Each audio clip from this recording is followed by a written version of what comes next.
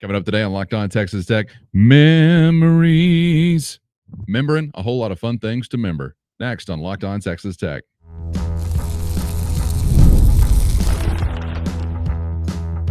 You are Locked On Texas Tech, your daily podcast on the Texas Tech Red Raiders. Part of the Locked On Podcast Network, your team every day. Great to be with you again on Locked On Texas Tech on the Locked On Podcast Network, your team every day. Always free and available on YouTube or anywhere you get podcasts. And thanks as always for making us your first listen.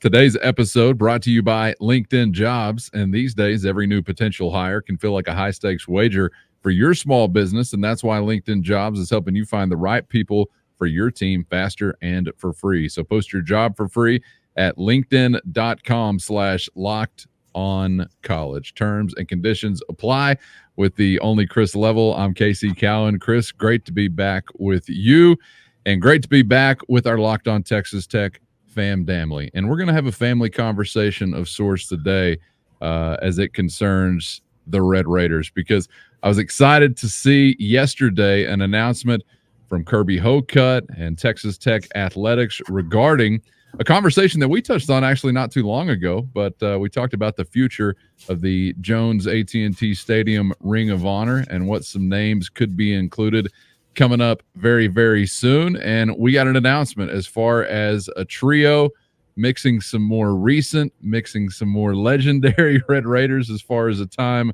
gone by. And before we dive into them, I'll let you take a listen. And if you're watching on YouTube, take a look at Texas Tech Athletics Director Kirby Hocutt running down the list. Someone who's very familiar with everybody in Lubbock, Texas. He's a hometown man, had a great career. Thomas Howard, linebacker from 1974 to 1976. Considered one of the most athletic linebackers in program history.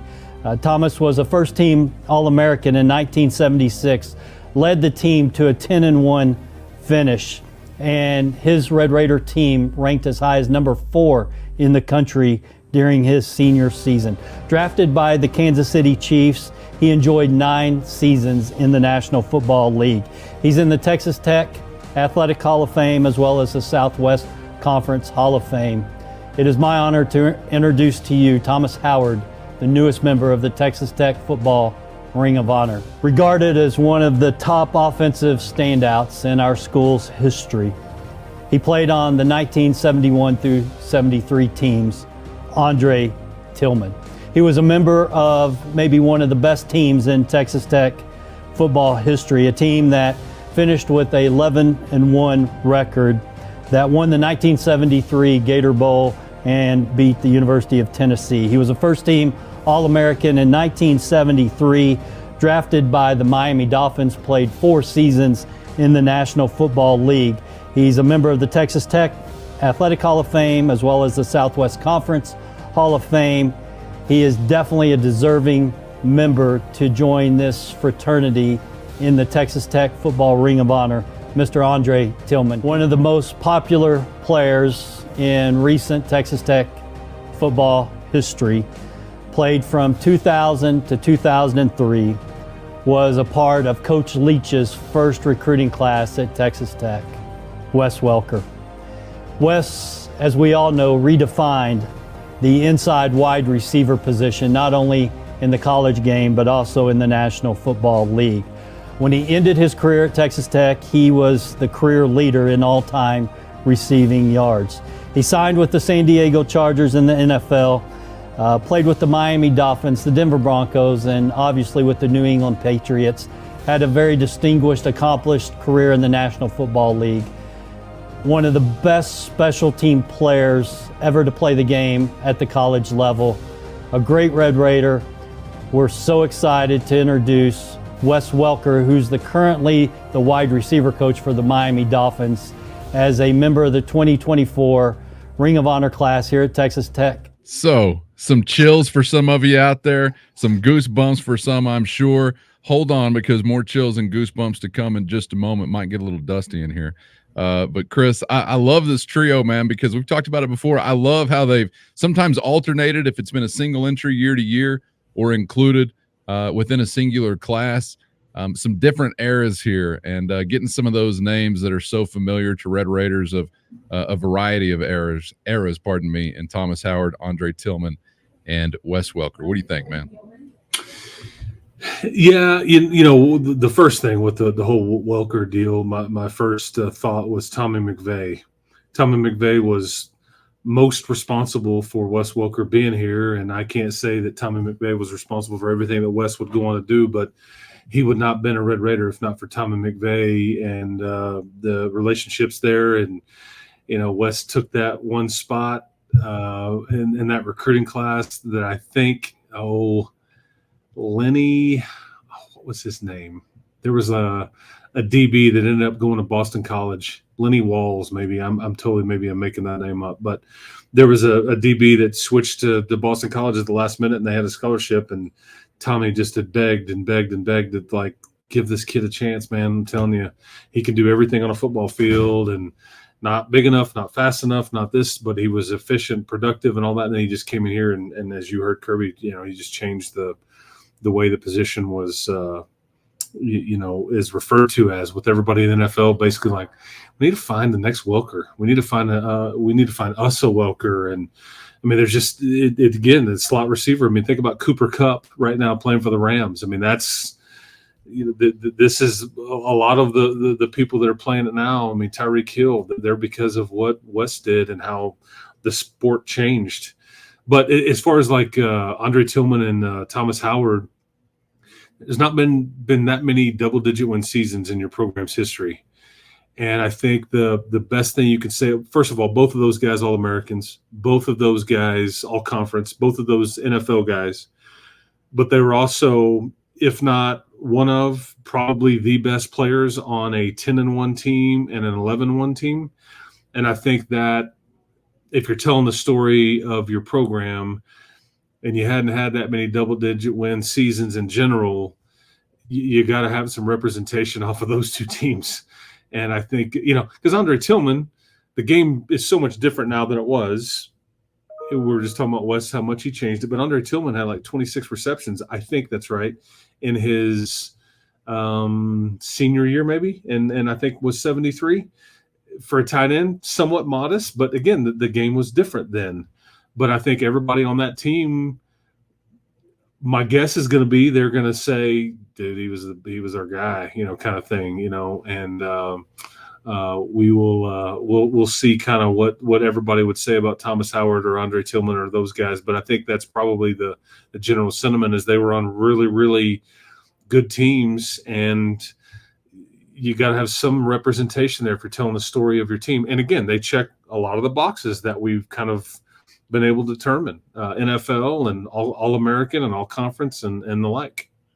Yeah, and there's always room for another defender in the Ring of Honor, right? I know that people are going to think we're going to tilt a little offensive heavy at Texas Tech, and maybe in a certain era we will. But once upon a time, and hopefully soon again, kind of making some headway towards that. There was defense played in West Texas, and a local boy made good headline. Always one of my favorite headlines. So when there's an LBK guy in the mix, just adds another layer of enjoyment. Lubbock Dunbar, I believe, is right. I think that I'm right there when you hear Kirby talk about the local product and all that. When we wrap this portion of the conversation up, I do have two guys that I do a lot of talking about, Byron Hanspard and Graham Harrell. I'm going to give them a mention as well, but there's two defenders that, if you're doing some of this stuff, they belong in this conversation as well. And again, I'm talking defense. So we'll get to that at some point. But yeah, I think that's what you're dealing with there with the guy. Tillman and Howard predate us. Okay, this isn't when we were around watching and all that. I did obviously saw every bit of Wes Welker's career, just like you did.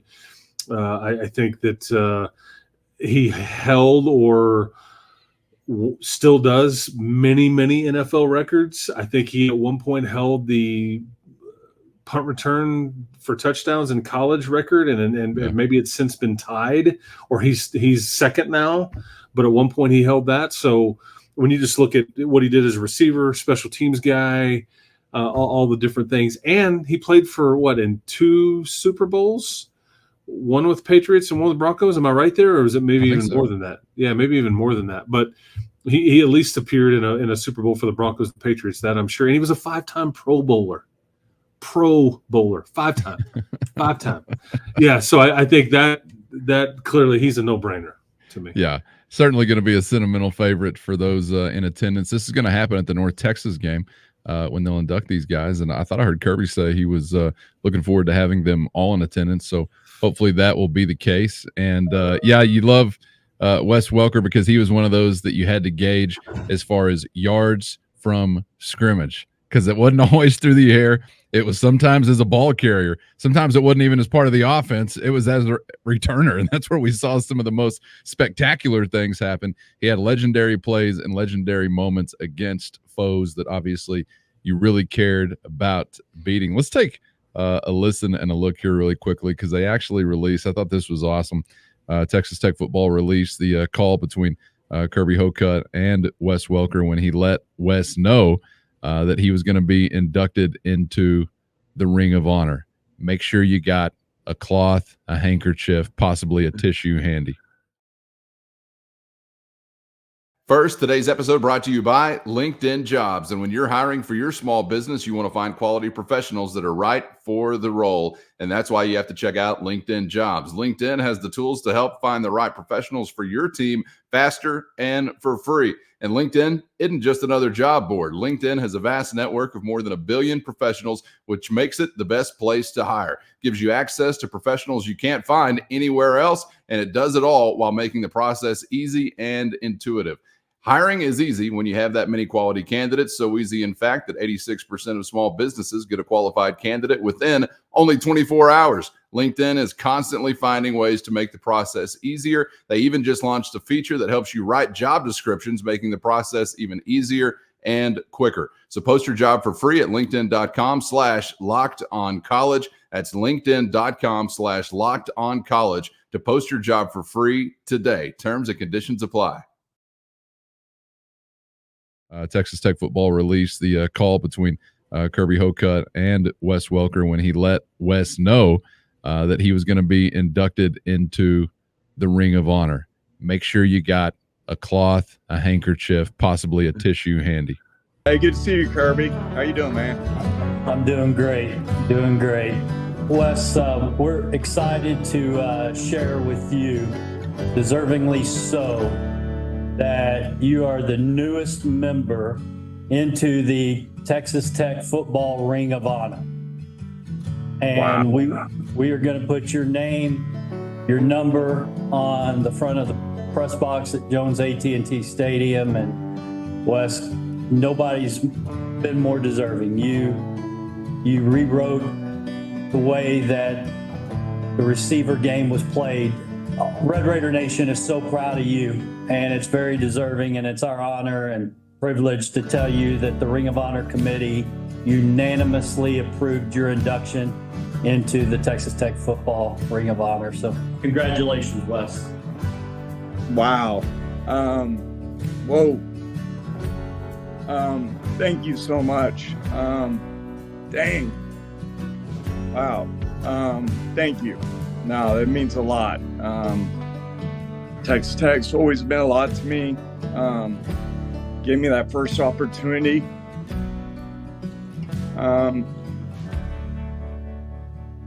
There wasn't always a lot of people that believed in me.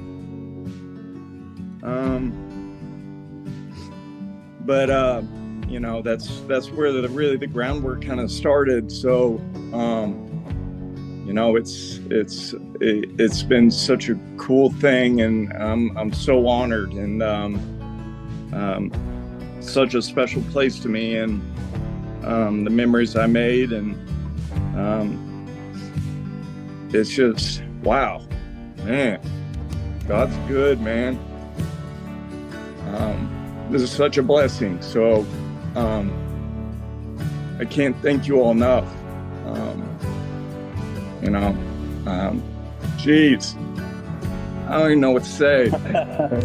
Well, it's nobody's more deserving, and I know that Tommy McVeigh's upstairs looking down with a smile on his face, and I know Coach Leach would be looking down with a smile on his face too. So Wes, we're so proud of you, and we look forward to a great celebration. The names you've already mentioned right there, Chris, and you hear Wes's voice cracking in gratitude. And I don't know what everybody else was doing when they watched this yesterday, but it just resulted in me being a grown man alone in an office that was getting emotional about a football memory. So whatever that says about me, I'm not quite sure.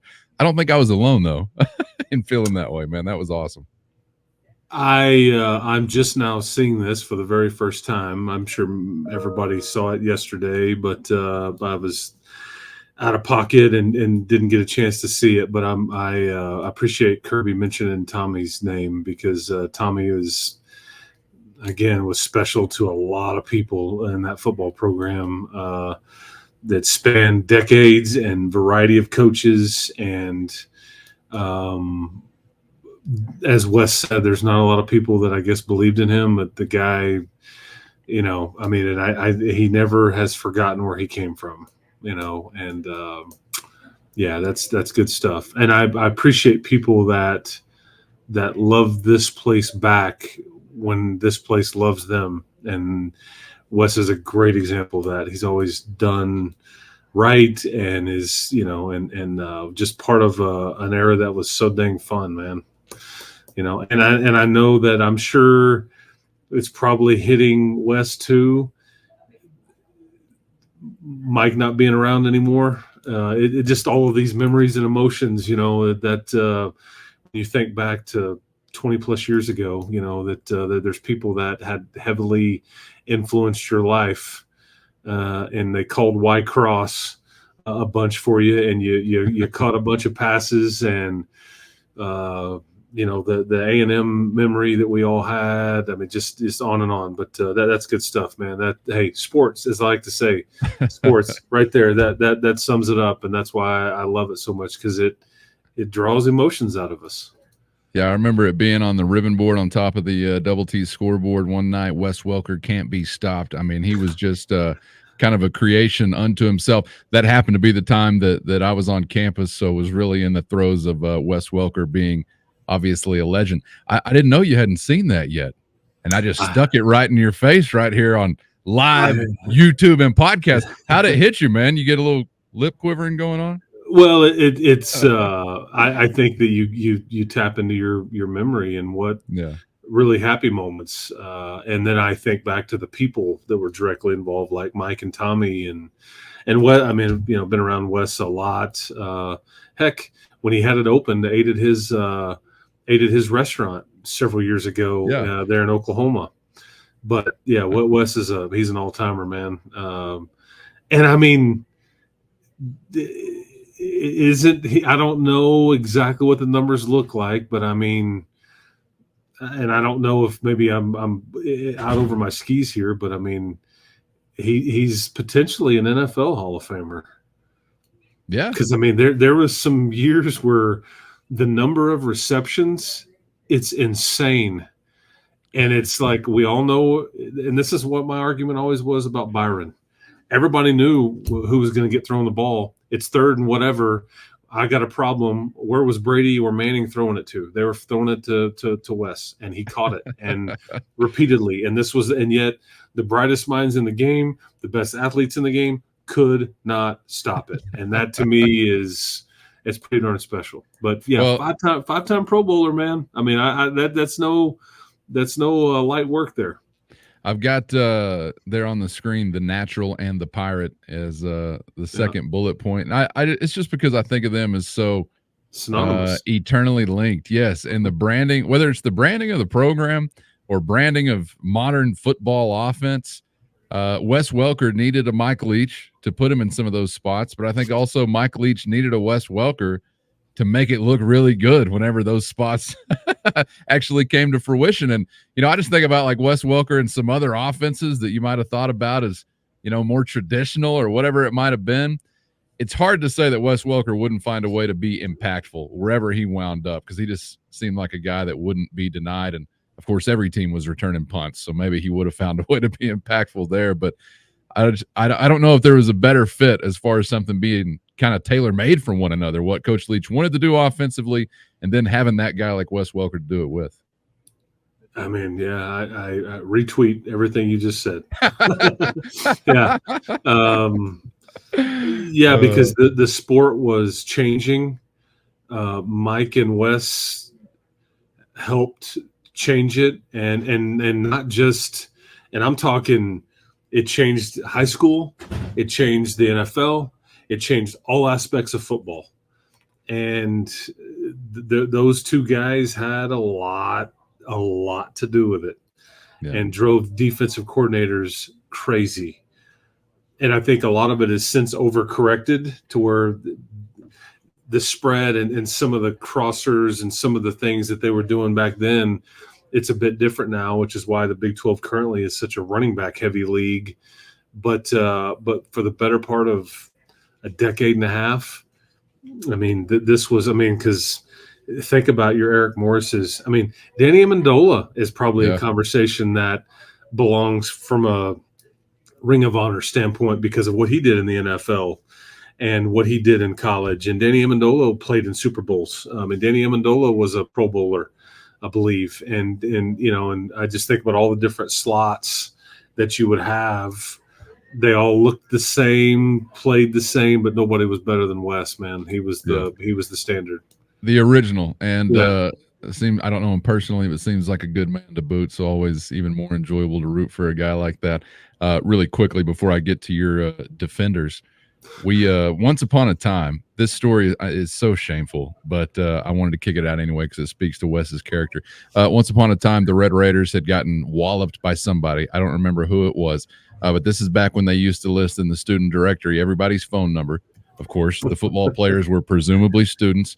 And me and some other passionate Red Raider fans thought we should talk to these guys, give them a call to encourage them or just see, you know, what they're thinking. So we find some numbers. We're going down the list, talking to a few. I still remember Johnny Mac's voicemail. Yo, this your boy J Mac. Leave it. Hilarious. But one of the guys we got a hold of, Wes freaking Welker, answers the phone. Hey, tough day out there today, Wes. What do you think went wrong? Something along those lines. Just this and that. He's giving us a thought out answer. And then pretty much after that, he's like, you know, I got an early day tomorrow, guys. I'm going to have to let you go. And I think by the end of it, we're all, yes, sir. Yes, sir, Wes. I'm so sorry. Man of the people. Oh, he was a man of the people for sure. I don't know if they're still listing numbers out there, but if they're not, me and my jackass friends could be the reason why they're not listing numbers anymore for those student athletes. All right, I'm dying to know because we did have a fairly lengthy Ring of Honor-ish kind of conversation not too long ago, and a lot of our time was centered around, deservingly so, guys like a Byron Hanspard or a Graham Harrell. This goes back to the what was it? The College Football Hall of Fame we were talking about there on a ballot. So that's why we brought their names up. But you've got some defenders in mind because I've always got room to consider a defender.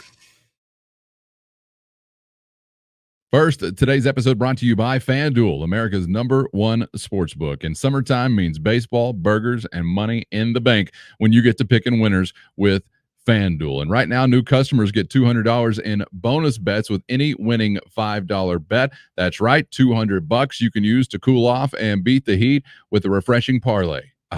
An over-under play, or by getting the money line mojo going. So visit FanDuel.com/locked-on and make a splash by adding a big win to your summer bucket list with FanDuel, America's #1 sportsbook. Yeah, and I mean, I've said a lot about Graham and Byron Hanspard. They belong in this conversation without a doubt. They belong up in the stadium.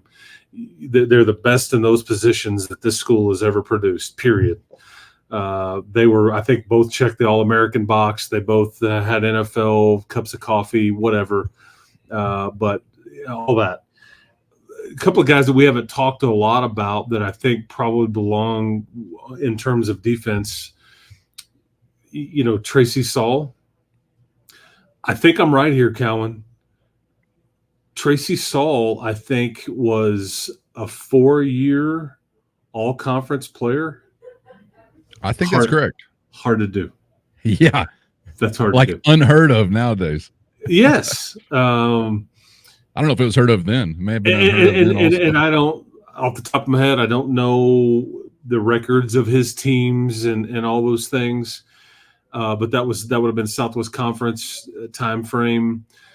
And we've talked about, Tillman and Howard and kind of the 11-1 and 10-1 seasons they had in the 70s. And so maybe that's – but, I mean, I think Tracy Saul belongs in this conversation without a doubt. The other name that I would bring you is he was an All-American.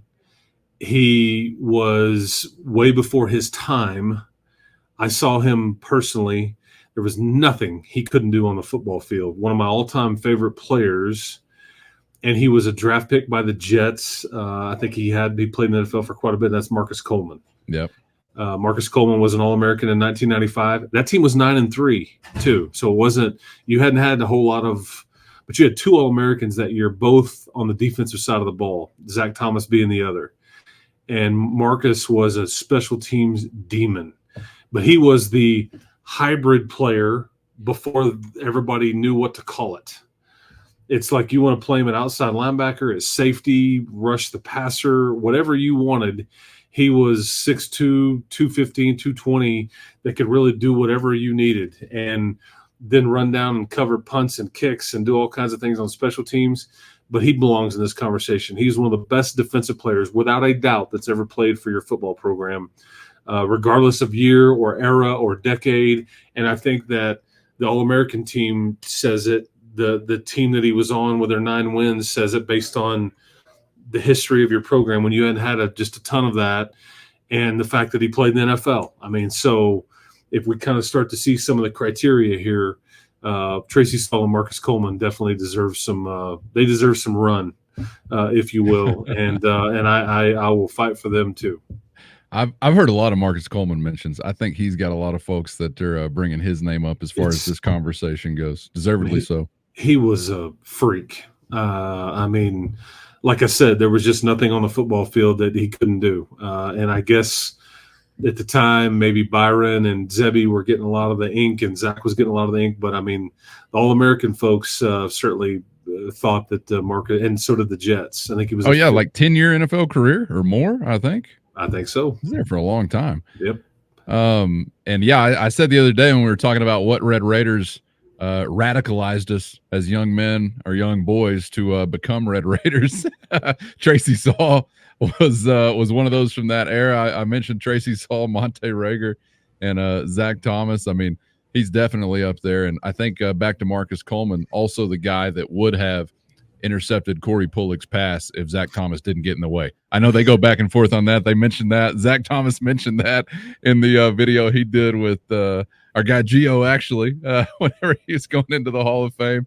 So in another timeline, perhaps he would have been there. But man, I think it's interesting too, because you mentioned this is the North Texas game. Is that what you said? Yes. Okay, that's the 11 a.m. game. That's going to be an interesting dynamic, I guess, with all this pomp and circumstance and an early morning for a lot of those guys and just for the crowd in general with an 11 a.m. game. So those were the first things I thought of. But I'm glad that in some ways, too, Eric Morris will be there in the general vicinity to see Wes bestowed this honor. So that's – I don't know if he'll actually be out there. Maybe they do it at halftime or maybe they do it at pregame or whatever it may be, but just that those were some of the thoughts running around in my head too. But I'll be thinking about Tom and McVay that day for sure because and I know Wes will too. Yeah. Give us your thoughts on these 3 inductees to the Ring of Honor. I wanted to carve out time to talk sports equity cash, but who cares about that right now? I'm too much in my Red Raider field, so we're going to bump that to another day. But we've got some comments and some questions about that after our discussion on it last week that I want to get to definitely this week. So we will circle back to that. But let's just keep the Red Raider warm and fuzzies to wrap it up with for now. You know who else? You know who's another name as we're talking about the Tracy Sauls and all that. He just retired from the NFL, and I mean, I don't know if it was a 10-year career, but it may be close. But like Cody Davis. That's true. He did just hang it up, didn't he? Yeah. And he was a long-time NFL guy for Bill Belichick's Patriots, and he was just a team player, special teams guy, depth guy, and all that. But anyway, I just, you can see that the NFL component certainly factors in here based on what we are kind of seeing. And there are not many guys in your, speaking of defense and all that, because Cody Davis was another guy. It's like, okay, out of Stephenville, I need you to go do this. Got it. And he's just real quiet, very under the radar. But I mean, geez, man, you don't just hang around the NFL for like a decade if you suck. I mean, it was impactful as soon as he got to Tech, right? I think he was a freshman All-American, if I'm not mistaken. 1,000%. Yep, agreed. And I don't know statistically where he falls in, but I mean, he just played and played and played, and it's like if you could get a bunch of Cody Davises, you're going to win some championships. So anyway, but that's another guy I just kind of thought of when we were talking about can do it all on the field. I mean, Cody Davis was Marcus Coleman just 20 years later. Always want to hear from you guys to give us your thoughts and some names that possibly come to mind. I'm not saying you got to focus in on the defensive side of the football, but there might be bonus points for you if you focus in on the defensive side of the football. But would love to hear from you. Chris, appreciate your memories. And I got to catch the great Chris Level off guard. I mean, does that ever happen? I show you something you haven't seen within a Texas Tech sphere? I had Gold star. I had not seen that at all. And I mean, I'll be honest. I was like, please don't let Cowan see me when I'm off camera, wiping off a little liquid awesome from the old eyes there. But that's what they want out there. That's what they want. But that's why we love this stuff so much. It's those memories, those feelings, that's what you love about it. What we're all addicted to. It's the juice, man, that some of those guys provided. No question. All right, man. Appreciate your time and those perspectives. As always, enjoyed it, and we'll see you tomorrow. Sounds good, man. Talk to you tomorrow. Keep hope alive, everybody.